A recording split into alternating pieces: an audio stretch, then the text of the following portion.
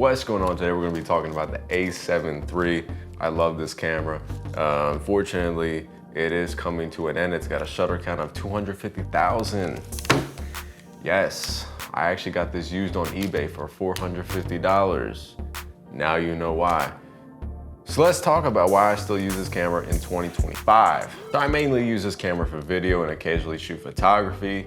And I started getting more into photography and took the risk using the shutter at times, but the electronic shutter works pretty nice as well. The 4K video is very sharp on this camera. It's downsampled from 6K, so you will be able to crop it if needed in post-production with plenty of detail and resolution. Face detection does not work when connecting this camera to a capture card, unless you make sure that the 4K output selection is enabled. But in this regard, you won't be able to record to an SD card while using the HDMI. So if you're someone who likes using external monitors, or if you like to record to a capture card and record internally, then you won't be able to do that with this camera. You'll have to pick one or the other. But if you do want face detection enabled, you will have to disable that feature in the camera. Now, if you don't have face detection enabled, it will use this near point autofocusing system. So for example, it will autofocus on me now. If I put this camera a little bit closer to the frame here, it will start focusing on that. Even if it was down here or something like that. If you are someone who likes to use external monitors and being able to record internally in the camera, then you will miss out on face detection.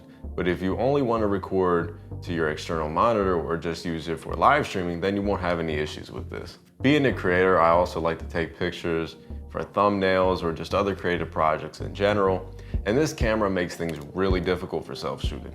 The app Imaging Edge Mobile has poor optimization and constantly crashes, at least for me. Sometimes it works if there's not too much interference, like other networks near you, but if you're just connecting to the camera's Wi-Fi, that seems to be the best option. But I wanted to take a photo of myself one time, and I was mainly relying on the app to do that. You pretty much just set the camera up with the phone, select a timer, 2, 5, or 10 seconds, you press the shutter on the phone, and you wait for the photo to be taken and you're good. But I feel like this is just so tedious and could be solved with something like an interval timer in the camera that allows for refocusing in between the shots. Now, this camera does have an interval timer, but it hasn't really been that useful for self-shooting, and it's more for static subjects or for time lapses. Now, I didn't want to make this video a camera comparison, but Canon's interval timer actually refocuses on the subject after each shot taken. So in reality, you wouldn't even need the app to take the photos of yourself. The a7 III's interval timer does not refocus after each shot. So you will need to be able to hold the phone in your hand after pressing the button, put it in your pocket, or toss it to the side. Taking video of yourself is not terrible with this camera. There's no flip screen, so you can't see yourself when framing. You could also use the Imaging Edge app on your phone or an external monitor, or you can get one of those mirrors on Amazon that gives you a good idea of where you're at in the frame. I think this is the best option, but it's not perfect because it does block some of the screen, but you get used to it with practice over time. If you're someone who uses auto ISO when vlogging or doing talking head videos, you'll notice the camera exposure for the whole frame instead of the face. Now, for some of you who don't know what ISO is, maybe you're just using your phone, I'm talking about auto exposure for the frame, making sure that you're bright enough and that people can see you. The camera surprisingly has a feature that allows face priority metering for exposure, but it never seems to really work. And I'm always finding myself underexposed in the video, so you really have to get your lighting perfect. Again, if you're the only one who's operating the camera, you don't want to be wasting so much time, especially when you are limited on time or you only have one day out of the week to be doing this. I know it might feel like I'm being really biased here, but I think Canon just does this much better. You know, if we're talking about auto ISO for vlogging and taking video of yourself, I always see myself exposed properly when using my Canon. Even when I use the Nikon ZFC, I always notice that camera struggling to find exposure for my face. But I will say for video, the Sony does have really nice auto white balance. I really like the natural color output it gives you. It's just the colors look just so natural.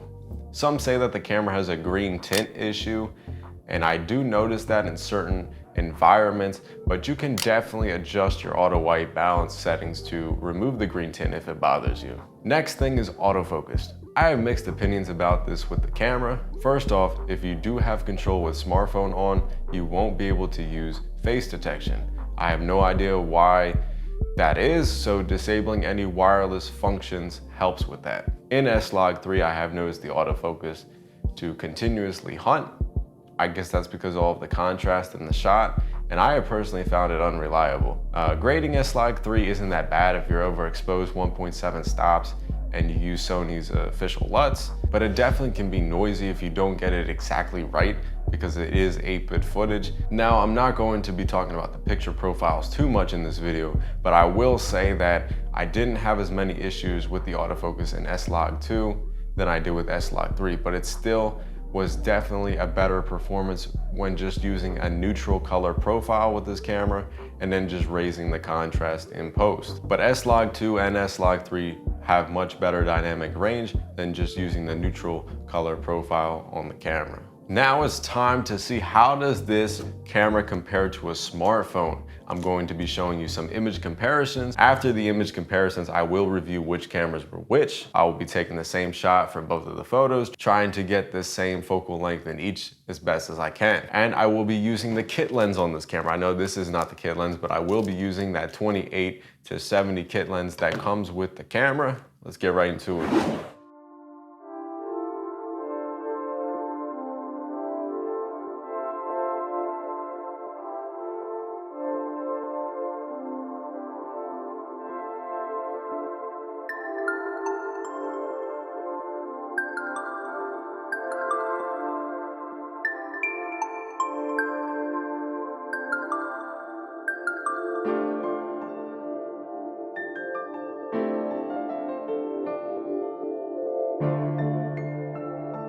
So now I'm using the iPhone. This is in the, whatever it's called, the ProRes, I think. My computer is gonna explode editing this footage, but it's worth it. What do you think?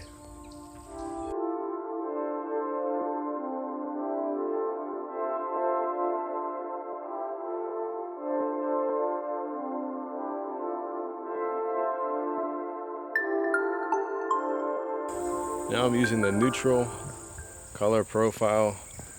This camera, I noticed that it's not that stable, even if you have the stabilization on. It's not the best.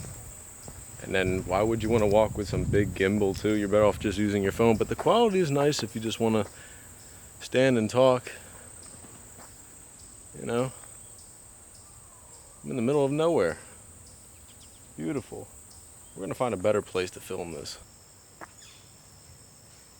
It's a good time.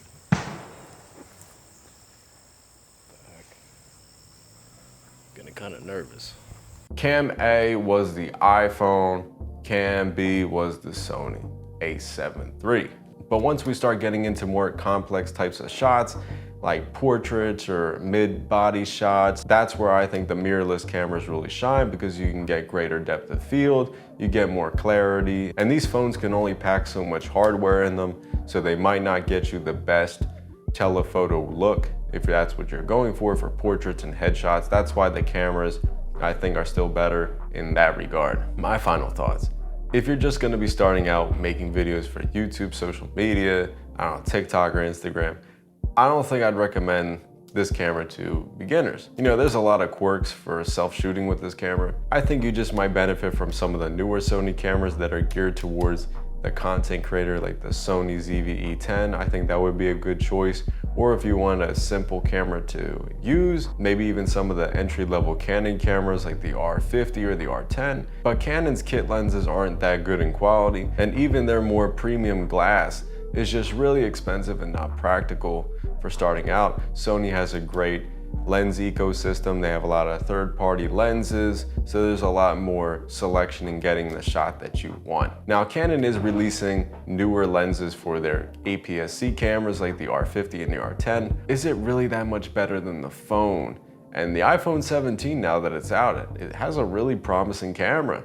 And even the Galaxy S25 series cameras, they're pretty good as well for photo and video. It depends how serious you are about this, and that's your decision to make. But this camera, I can definitely recommend it if you can get it under $1,000. I'd recommend it. Let me know what you think down in the comments below. Like, subscribe, and I'll catch you on the next video.